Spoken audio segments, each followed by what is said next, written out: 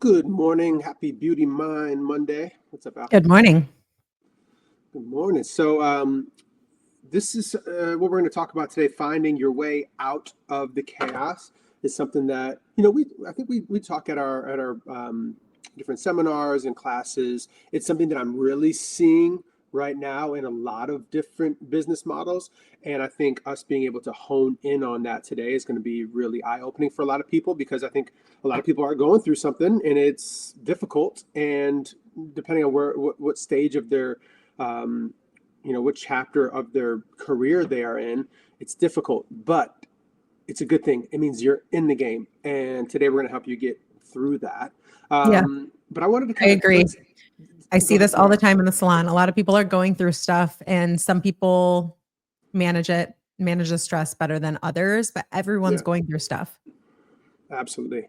And initially I was thinking maybe we could even start back before you really expanded with the salons too, what that kind of looked like, and yourself as a hairdresser at that time with full books, but no, in no way, shape, or form were you guys ready to really expand.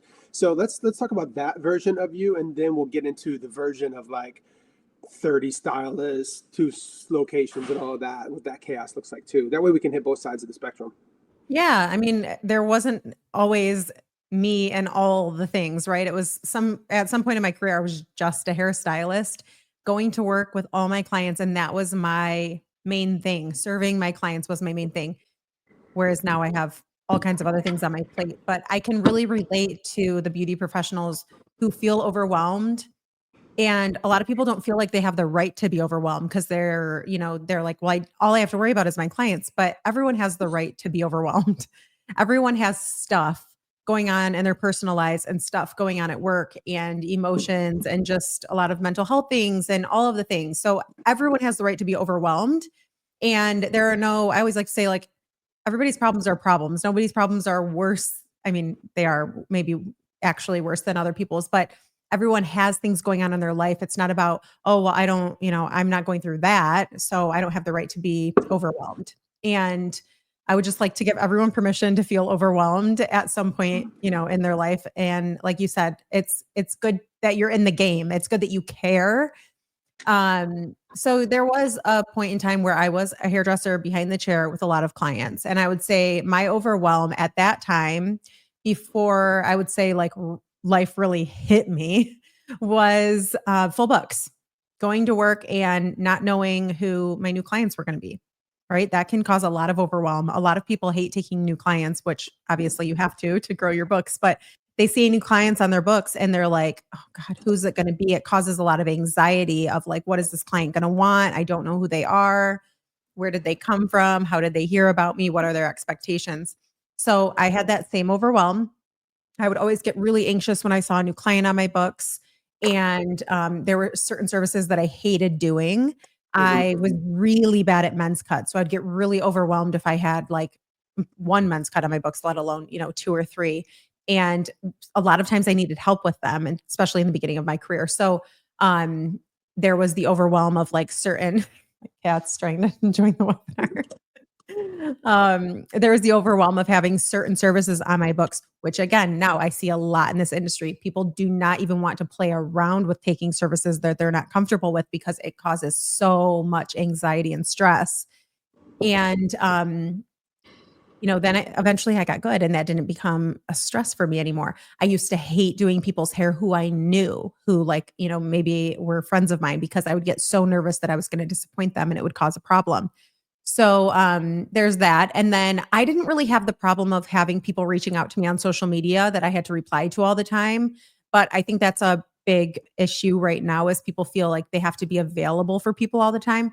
I relied on a front desk, so I didn't really have that for the most part until maybe later in my career. And then at that time I had assistants to handle that. But I know that's something that a lot of service providers deal with, is having to respond to people all the time, feeling like they're attached to their phone, or they might miss a message or forget to reply to someone. So yeah, that was kind of like my, I would say like my service provider overwhelm. Yeah, I yeah, didn't, and I would say even like based on hearing all of that, it's like, yeah, that's what starting your career should be like. You're going to have That's what it those. looks like. And yeah, and I know that people say fake it till you make it, that kind of stuff. And then I know we've spoken before about how imposter syndrome is, that word is just thrown all around for people to almost use as a crutch to not get better, because imposter syndrome is so debilitating. And I know that is the case sometimes, but you give an inch, then everyone takes a gazillion miles and just labels everything imposter syndrome. And it's you're new to the process, so it's going to be nerve-wracking, and welcome to real life. This is what happens when you start something new. You don't know what you're doing. You think, hopefully you think you can do it, and if not, you push through, and then you find out, and then you get better and better. And that's why education is so helpful. That is why surrounding yourselves with the right people and being at a salon with people that you trust and are pushed by. And so even with that in mind, I think it's like, just understanding that this is just part of the game, and I'm going to get through it. And now let's handle this. Let's structure our lives in a way that we're not overwhelmed. Let's ensure that we're not at the bar all night and then getting no sleep and just throwing yourself together in the morning. Let's actually study. Let's take care of ourselves, and let's eat properly. A lot of these things, these stressors, are because of what you're eating, that you're not taking care of yourselves, you're not de-stressing at the gym. So these are little things that you can do if you take care of yourself, that you'll be able to actually handle these situations even better. And if you're not doing those things, then you're not mitigating the risk of something messing up. So I think, I know when I was that age, I was not taking care of myself because I was like, oh, I'm young, doesn't matter. I can eat whatever I want, drink whatever I want, show up and still do a great job. Well, I could now say in hindsight that if I did take better care of myself at that time, I would have been more efficient, and I would have had more success maybe early on in my life. So those are some things to think about, using your time for preparation, and aligning yourself properly to tackle these difficult things. Yeah. And that time in my career, I also didn't have a whole lot going on in my personal life. Like, I was chilling. The biggest stress I had was planning a wedding. Eventually, having kids definitely played a role in like my overwhelm and my stress. But for the most part, that was, well, looking back, like that was easy. That was the easy stuff.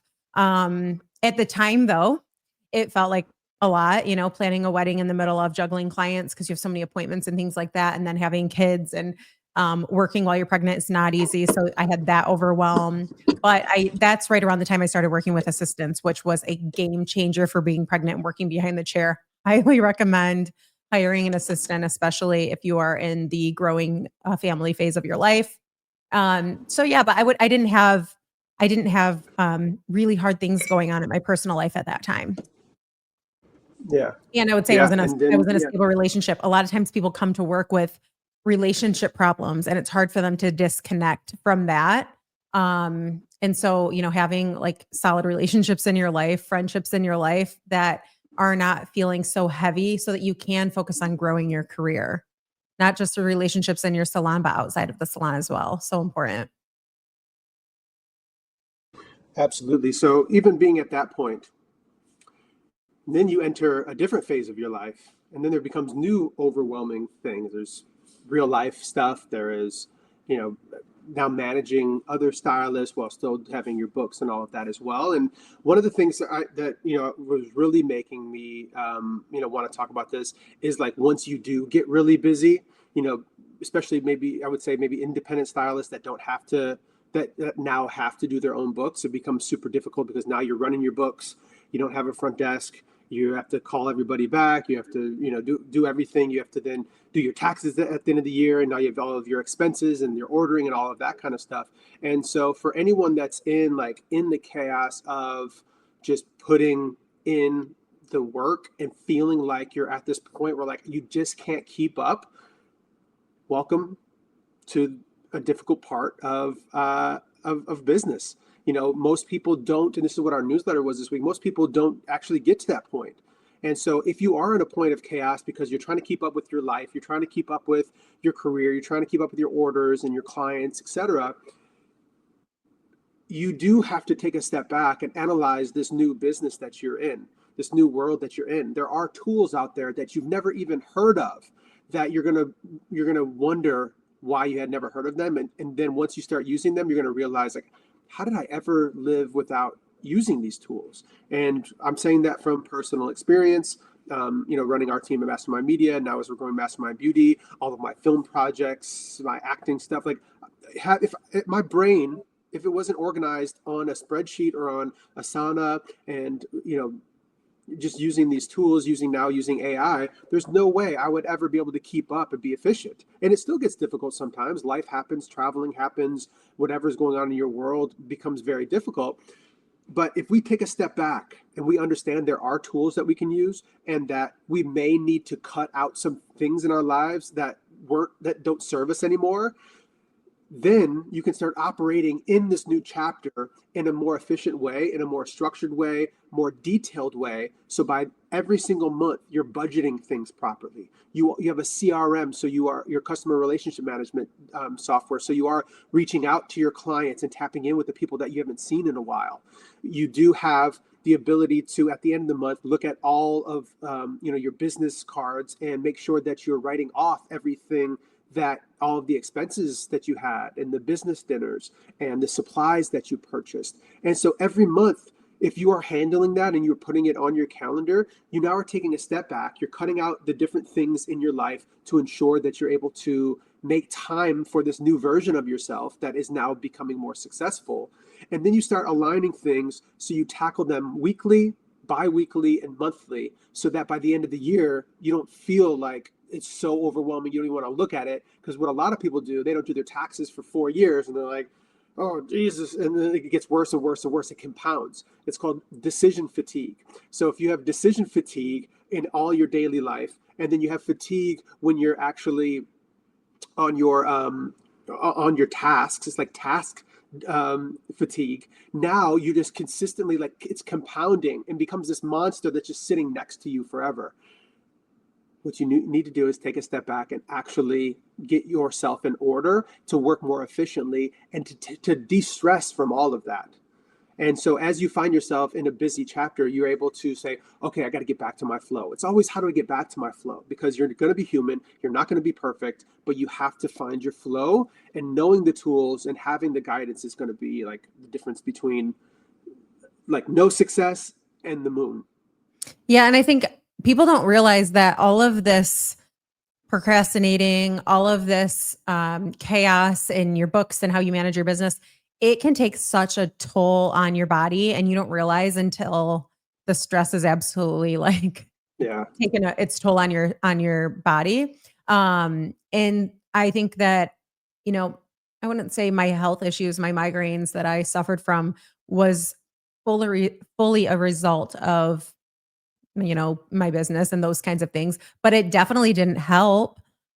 I mean, it definitely made it worse. I was struggling so bad with migraines during that really busy time of my life and growing our businesses.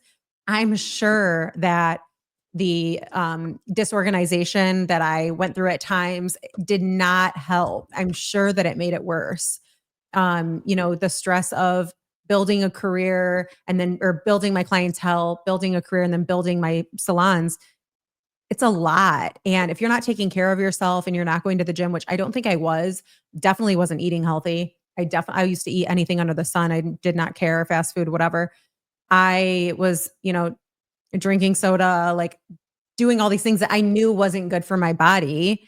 And it was definitely contributing to my health or lack thereof. And, now I'm on the other side of that, and I do a lot of things for my health that I didn't used to do. And some people may roll their eyes at it and be like, oh God, why do you care about that kind of stuff? But it's because I've already lived through the hard part. I already know that the stress, and the not caring about what you put in your body and not caring about how much you move your body and not meditating and all those things, I already know what it can do to me. So I've learned, and now I do those things. And unfortunately, a lot of people have to learn the hard way that you have to take care of yourself. Yeah. And one thing that I see too, because growing up with really bad allergies and asthma, going to the hospital all of the time, almost like 2 months before even moving to LA, going to the hospital, didn't think I was going to make it, and always just assumed it's because I lived in Michigan and it's the seasons, and it was having cats and dogs. It wasn't just that; it was what I was eating. and it's what I was consuming and not taking care of myself as far as like physically. And what I've seen now, if my allergies are getting really bad, or if my asthma is acting up, it's because of what I'm eating. I can see when I fall into those moments and now analyze it, because I went 10 years in LA without even needing my inhaler. And just growing up, eating all of the things that were triggering that we didn't know, and now there's this huge health movement that I'm absolutely loving. But it's because I'm so passionate about it, because I was struggled so bad with it before. So understanding that a lot of this food that you're eating is contributing to your anxiety. Yeah. Your anxiety, so much of it is contributing to that. A lot of your health issues are, like, I would say most of the health issues that are out there is because of what you're eating. So if you're not eating properly and you're not physically active, you're not going to be as efficient in the workplace, in your career, and you're not going to have the stamina to get through it. And you can feel it in your body, but mostly I can feel it in my mind. My mind, when I'm ahead of the game and I'm taking care of myself and I'm in the gym in the morning, I am more efficient than ever. I don't burn out throughout the day, and I have energy the entire day. And you might say, like, yeah, that's hard. I can't do this. I got this and I can't do this and whatever. It sucks at first. But once you get over the hump, the whole world opens up, and then you need it. Instead of in the middle of the day saying, I need a coffee, you go, no, I'm going to go run at the gym and get that natural energy. And those are the things that, we take advantage of at a young age because we just don't need it, which kind Yeah. of sucks because we kind of sandbag ourselves. But eventually it's going to hit you. And if you can find a place in your 20s to really take care of yourself and fall in love with taking care of yourself and eating properly and finding out what foods are best for you and not eating crap, your future will thank you. I feel like I almost burned myself out to the point of, like, I don't know, stroke or something. Like, I had my heart palpitations were really bad. And so don't get to that point. And a lot of people are still going to have to learn on their own and get to that point, and then they'll maybe prosper afterwards. But I'm telling you right now, if I could go back and do it again, that's the only thing that I would change. And now, of course, I probably wouldn't change it because I wouldn't be so excited Yeah. and, like, so passionate about it. But that is a huge part of getting out of chaos. Yeah, I think if I could start over with our salon businesses, knowing now what I know about wellness and taking care of yourself, I would have put a huge emphasis in our salons on wellness. I would have had, one of those fridges with all natural pressed juices in them. I would have had a meditation room. I would have done so many things different about the services that we provide to provide a more wellness approach to the beauty industry, if I knew where the industry was going and if I knew what we were going to be needing, and I'm talking 16 years ago, which I don't think no one in my world that I was connected with, and even my clientele, I don't think was into that kind of a thing. But I think all the things we've been through as a society in the last 6 years, we've kind of grown to love these things about wellness. And even beyond that, but really a lot in the last 6 years. And even with, my health, just knowing what I need and what I was lacking, I would have loved to implement those things into our business as we were growing it. Yeah, if you would have done it then they would have just called you woo woo or something. They would have called me a hippie. They Yeah, did. yeah. Like, oh, Yeah, you already. oils, you're such a hippie. It's like, no, they Yeah. actually work. Yeah, you're only a hippie until you realize that it could substitute a lot of the other stuff that you're doing. And Yeah. yeah, so that's where, like, I guess at the beginning of your career, congratulations on getting into the game, getting messy, and then finding yourself in this, like, hill of just, you don't even know where to start, right? But then you take a step back, you analyze it, you structure your life, and that's one of the best lessons you'll ever get. So once you have that lesson, now we can actually grow much more efficiently. And if you're building a salon team, whatever career in the beauty industry you are, you now can build upon that. But then comes more headaches. And what does that look like, would you say, getting into that phase of, up to, I guess, I don't know, the most stylists you've ever, like, managed at one time? I know it's probably around 30-ish or something in front desk. Yeah. When we opened our second location, we had 18 stylists in a 9-chair salon. So that was a really big growing point for us, hitting that. And that was the ceiling at that location. So when we hit 18 stylists at a 9-chair salon, they were obviously double shifted. And then we hired our 19th person, which didn't have a chair. And we brought her on knowing that we were going to need a second location. And we ended up opening that second location, moving 10 people over to that location and then growing. I think the most amount of people I've ever managed at one time was probably somewhere around 30. But yeah, it was a lot bringing on a second location. When we opened our second location, my goal was to have a third and a fourth and maybe even a fifth. I wanted a lot of salons. That's what I wanted at that time in my life.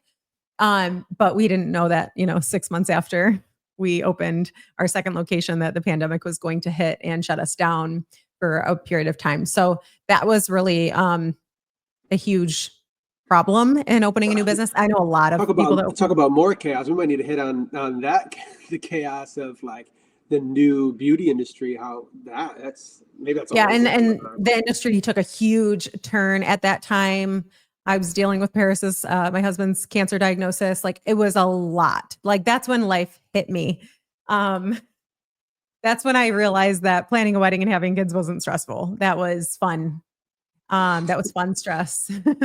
And so opening a second location, getting hit with a pandemic, a cancer diagnosis in my family, having 2 little ones. My daughter was only 2 at the time.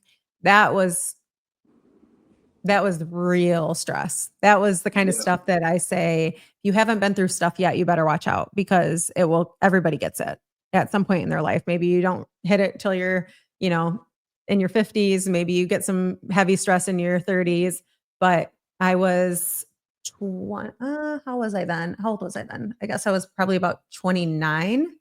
No, I guess maybe I was past 30. 2020, you were 33, I think, 32. Yeah, well, I'm 36 now, and that was about 6 years ago. So I guess I was about 30. Yeah. And yeah, so I guess my 20s was fun stress. It was staying out too late, drinking too much, having too many clients on my books, having little ones that, that was fun stress. But then the real stuff happened, and that was a lot of stress. And that's when I also stopped taking clients full time for the first time because I did that twice. But yeah, you realize that, that's why having a strong perspective and seeking a strong perspective before that happens is so helpful because you only know what you know. Your pain, whatever you're going through at this time, is the most important thing to you because it's something that you're dealing with physically, mentally, or whatever the case. But knowing that you're so lucky if you have your health, you're so lucky if you're young, and everybody, not everybody, let me not blanket everyone, but myself, when I was 20, and what I see in a lot of people that I speak to is they want it so quickly. They want success now. And the main reason is because they want to prove to everybody that the decision they made in their career was right. And it doesn't look like that. And so if you understand that you're young and you're healthy and you should be grateful no matter what, then it gives you the perspective and gives you the longevity because you're not trying to make it right away. You're working like you need it tomorrow, but you have the patience that you don't need it for a decade. And you get to actually live happily through the chaos of building a business. And with that perspective, knowing that like those people around you are healthy, hopefully they are, then you really understand that stage. And I'm not saying it would make it easier for you when all of the shit hit the fan at that point, but understanding maybe it would have helped you enjoy the journey earlier, as you're going through it. I mean, you're a happy person, you loved the journey, but maybe that perspective could have made it even better times, right? And because I know you warning people a lot now about that, like if you haven't gone through something, you better prepare. That's when real life hits. So would you say that you would maybe enjoyed it better? Maybe it would be less stressful, that you would have been like a little I think so. I also didn't have like social media was a thing then, but it wasn't the pressure that it is now. Whereas if it was, I could have shared that journey more, which I think is a healthy thing. Like I think sharing your journey on social media is a good thing. And it does allow you to connect with like-minded people and people who are also going through what you're going through. So while I did have social media, there was no such thing as like, stories. Like stories wasn't a thing then, whereas I would have hopped on stories and talked about what I was going through and maybe connected with people a little bit more. And that would have definitely helped. But yeah, I mean, I definitely feel like I enjoyed the journey, but when you're in it, you're just in the thick of it. Like you don't even think about it. For sure, for sure. And I think now, like, and obviously, what's that country song? If you're going through hell, keep on going. Don't look back. Don't uh, stop now or yeah. something. So, because it really is like, I mean, and at that point, at that point, you need a new perspective switch, and then you push through that, and then you become the person you're supposed to become, which is now the person that you are at this chapter of it, where you have immense perspective on so many different chapters of life, going through so much in the last 6 years, and then that's also why we're so passionate about correcting the current chaotic moment of the beauty industry, because a lot of people are making poor decisions, ruining relationships based on selfishness, it's feeling like, but it's also a misunderstanding of what's going on in the world. And we want to help, whatever lane of beauty that you're in and however you're going about it, we want to help educate people, not to sway them to do something that's like that's not right for them, but it's to educate people to understand what's going on in the world and how to better be equipped to prosper, but also prosper with happiness and helping people along the way and not burning bridges. Because what we've seen, what the current state of the industry can do, and now we're so passionate about correcting it. Yeah, I'm not going to say I'm happy that I struggled with migraines for forever. I'm not going to say I'm so happy that people have left my business on bad terms. I'm not going to say that I'm happy that I had a walkout or anything like that. But I will say that all of those things were not a coincidence, that everything happens for a reason and has brought me to where I am now. Because what business do I have helping people if I haven't lived through it myself? Yeah. And now I can speak from experience. I can speak from genuinely wanting to help people. I'm not guessing. I'm not guessing. I'm not pulling things out of thin air. Like, I know how it feels. I've been through the emotions of it, how it can take such a physical toll on your body as well to go through these things. Like, I have felt physical pain from my business. And I've had no systems. I've had systems. I've implemented change. I've had to go through big, heavy changes, and all of it helps me help other people who are going through all the same things. And now when I create content and things like that, like when I talk about things on social media, I'm not coming from a place of this is what I'm going through right now and I'm going to talk about it. I'm coming from this is the stuff that I've been through. I already know that people are struggling with these things because we're all going through the same things when it comes to our businesses, especially salon owners. Um, Hairstylists all have similar problems with clients. Salon owners all have similar problems with guests and their teams. Like, they're all similar problems. So when I talk about those things on social media and create content around them, it's probably not something I'm currently dealing with. It's something I've already been through that can help someone who's currently going through it, which I've been really thinking about lately because there's so many things I want to talk about. And I'm like, I want to sound like I'm going through this right now, but people need to hear from someone who's already been through it what they have to look forward to, that there is light at the end of the tunnel, how to get through it, how to manage the stress and like manage the chaos of it all. So yeah, I'm kind of going through that with my social media right now, really wanting to take all my experience over the last 16 years and put it out there for people to learn from, which I did do last week, and it has served its purpose. But putting yourself out there is scary. And I've definitely, not everyone loved what I had to say, but it's definitely helping me find the people in the industry who I want to connect with. And by the way, when sometimes when people don't forget that thought, but sometimes when people fight back, it's just because they're not ready to hear it right now, or they don't like hearing it. Yeah. Like one of the so many Dana, I remember Dana, who's thriving now in the entertainment world, came to me with his first trailer that he was doing for a concept trailer or something, and I was like, it's not good enough, and he was so mad that I said it wasn't good enough, and then he made it good enough. And then he was able, and like, I'm not saying that I'm the reason for, but I remember him coming to me and like, I love telling someone something is not good enough. And most of the time they're not ready to hear it. It hurts. Even yesterday, I showed Jai something of mine creatively, and she was like, nah, I wouldn't do that. I would change this. And I was like, what? I thought that was a good decision. And I looked, and then I changed it, and she was right. So a lot of times when people fight back, or they say, no, like the video that, over almost 100,000 views, I think, on TikTok now, that you put out last week about, looking or having your nails done, if you want luxury clients, and some people might not be ready to hear it, and they might fight back right now. And eventually, now they have that understanding in the back of their head, and then eventually, it's going to be the right time for them to hear it, and then it's gonna push them forward. And it's going to change their life, and they weren't ready right now, but eventually they will be. So especially the stuff that we know that works, and like it's just, I love that you're being more sharp with your word, because that's, as a leader, you need to be sharp and penetrate through the noise, and that's what you're doing. Yeah, people can be mean though. Like, oh, people are saying Yeah. some mean stuff. I'm like, do I keep this comment here so like my supporters can go after them, or do I delete this? Just like this What they say? snarky comments. What they say? Somebody said I would never go to a hairstylist who didn't wear mascara, which I did have mascara on in the video. He did.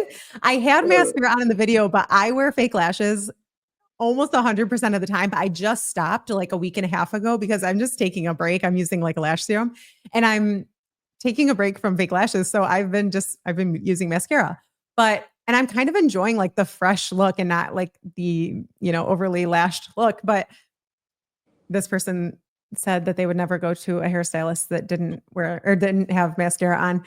Someone else said, okay, Utah curls.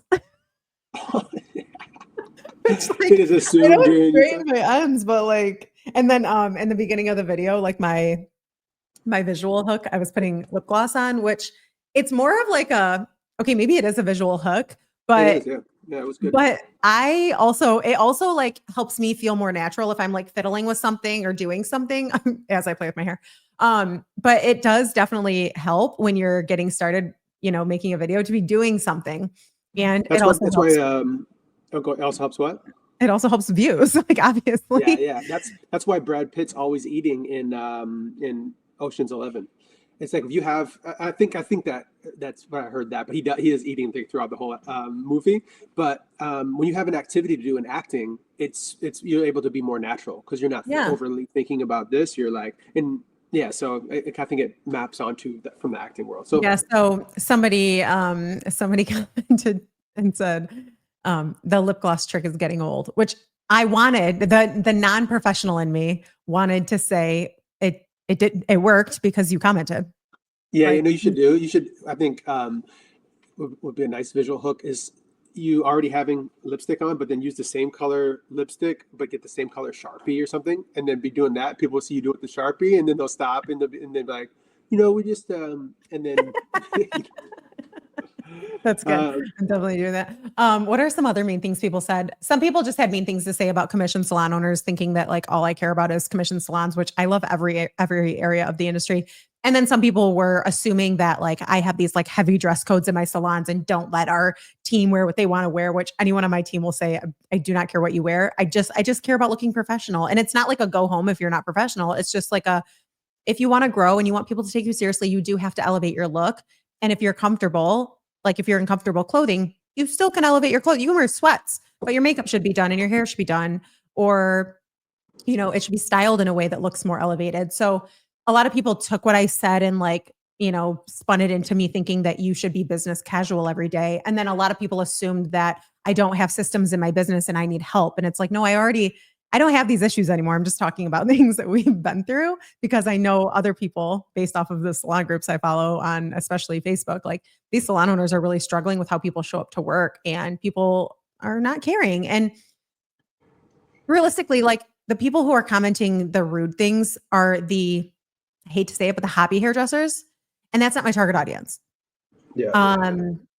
And I guess something that I could do better. And some people did comment this in a nice way. They were like, hey, don't take this the wrong way, but like maybe if your tone was different, like people would have taken you differently in a better way, which I'm like, thank you. That's really nice. Next time I'll smile while I talk. I No, forget fuck these that. people Like, don't know. like, no, I forget no. that these people don't know my personality, So I'm Yep. like, You gotta maybe say it I with your shouldn't have chest. said it like that. But the You gotta, people who I have gained over 1,000 new followers. Our yeah. TikTok account is finally growing. Every time I got a mean comment that made me want to take it down, because I did almost take it down multiple times. Every time, and this wasn't the first video. This is the second video that's doing really well now. That one, I definitely was like almost going to take down a couple of times because I felt like maybe I didn't portray what I was saying well enough. But then I looked at the likes and it had like thousands and thousands of likes and hundreds of thousands of shares and hundreds of saves. And I was like, okay, I'm reaching the people I wanted to reach. I am hitting my target audience and they're following me, which it's about time that I reach all the hairdressers in the world. Like that's what the whole plan has been for since we launched Mastermind Beauty, was to reach all the hairdressers around the world. So I am definitely hitting my target audience, but people can be really mean. Yeah, yeah, and So that's just that's part my of that's part of overwhelm this now. chapter. Yeah, yeah, and that's a great place to be. And obviously, I would say, what percentage was positive? Would you say? I would say probably 80% positive, 85. That means we're in the right place. That means we're, ruffling some feathers, just like we should. And the other 80%, we're reigniting them or confirming what their thoughts are as well. And so I think the fact that 80% of people are actually showing up to work properly, that means they're going to have a better shot at reaching their highest potential within their career. So I think we Yeah. always we need that extra little bit of hate, but it is uncomfortable initially, of course. So maybe it's never gets fully easy, but yeah, we Yeah. like it. Yeah. And seriously, like to our conversation, like that is my overwhelm now, is like now, I've made it through the hard part of building a clientele and, pivoted into salon ownership. And I made it through growing into a second location and pivoted into that. And I made it through COVID. I made it through, losing team members. I've made it through all these things. And now I'm like, let me teach other people how to do this. And I launch a coaching business and I'm like, oh shit, I have to talk about everything I've been through now. Trauma bond with them.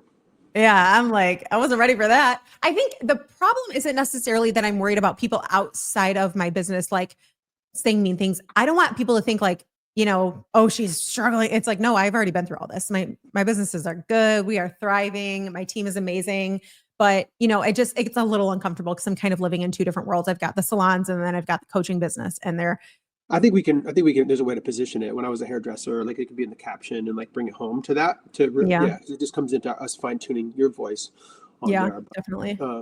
But it's exciting. I think we're definitely finding our voice on the internet, because we walk in and we're not going to say what's going to make people feel good. We're going to tell you what you need to hear, and if you don't believe in it, that's cool. Go do your own thing. But with us, we're dedicated to doing what we love. We're dedicated to working extremely hard to make things happen. We're dedicated to um, having patience to let things work themselves out along the way and inspiring others around us. And it doesn't mean we're going to coddle and give you this nice, fluffy, fun career. Business sucks. And once you know that it sucks and you start getting knocked down weekly and monthly and yearly at different stages, and you realize, yeah, that's part of it. It doesn't hurt as bad because you're expecting it. You understand that that's just part of the game, Yeah. and so we're here to let you know that, and we're not for everybody, and that's a good thing. Exactly. That is so true. Next time wear mascara though. So I went a little heavier with it today. I'm ready to put my lashes back on. I'm like, ooh, that was not nice. yeah, At first I thought they were serious, like that they would never. And I was like, me neither, because I think when people don't wear mascara, they can tend to look tired. And I wouldn't want somebody tired doing my hair. So I thought they were serious. But then I realized that in the video, I don't want mascara. I was like, oh, that wasn't nice. That was yeah. rude. Good. Well, yeah, we're now starting to promote our June 2nd show, class workshop in Salt Lake City with Kevin Murphy. Those details, we have a meeting today, so that those details will be going out very soon. And we'll continue getting the rest of the dates. We have a couple more dates with them on the calendar, some stuff going on, Michigan, Chicago. I know you're headed to the UK here pretty shortly too. And Yeah, so in a week. a lot of A week great things and a coming half, up. But yeah, so hopefully this was helpful for you all today. If you need those different tools, we'd recommend, depending on what you do, we're always talking about Asana and how that can structure your life. Airtable is a really great tool as well. There's a lot of AI tools that are in our previous videos that you can go and check out. We'll probably do an update on those pretty soon as more AI tools are coming and changing the game. But it's Beauty Mind Monday. I see there's a comment from Robin that we didn't see 20 minutes ago, but yes, that's what I was going to say. She was gonna talking say about something. she was talking about the wellness stuff. Oh, dope. Yeah. Awesome. But yeah, amazing stuff. Looking forward to more content now and more people yelling at you. And that's how we'll know that we're exactly where we're supposed to be. It's not easy, but somebody's got to do it. Yeah, absolutely. Have a good day. I'll see you in a bit. All right, bye.